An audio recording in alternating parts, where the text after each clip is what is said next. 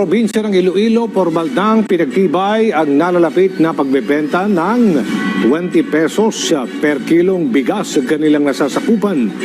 At ayon sa pamahalang panlalawigan, makatutulong ito para matugunan ang problema sa malnutrisyon sa probinsya. Si Ninya Oliverio ng PTV Cebu sa sentro ng balita. Ninya. Yes, Aljo, nandito tayo ngayon sa Iloilo City kung saan nitong umaga lang ay formal na inilunsad ng provincial government ng Iloilo ang kanilang executive order sa pagbebenta o pagpapatupad ng 20 pesos per kilo ng bigas. Bago matapos ang linggo, ang target na masimulan ang pagbebenta ng 20 pesos kada kilo ng bigas sa mga rehiyon sa Visayas.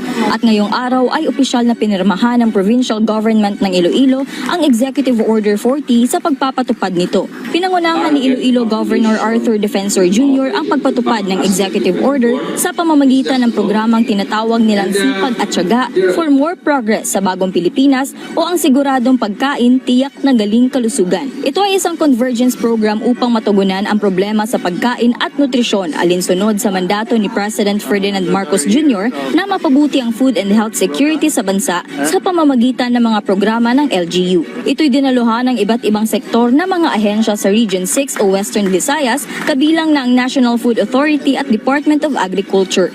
Section 3, the 20 pesos per kilogram rice para sa bayan.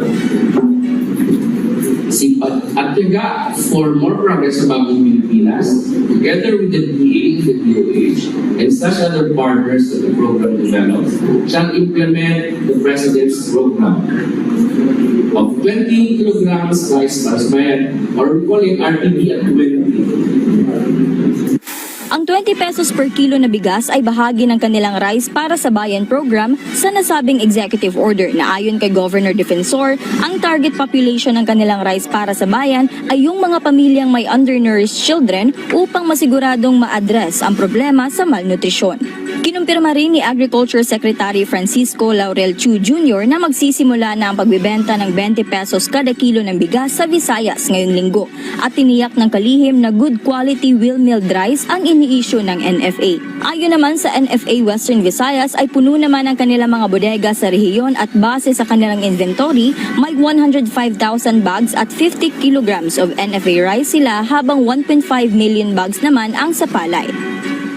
Aljo, dagdag pa ni Governor Arthur na mabebenta ang kanilang rice para sa bayan sa mga More Progress KNP centers, bigasan ng barangay at sa mga government retail stores katulad ng Kadiwa. Yan muna ang latest dito sa Iloilo City. Balik sa inyo dyan sa studio. Salamat, Ninya Oliverio.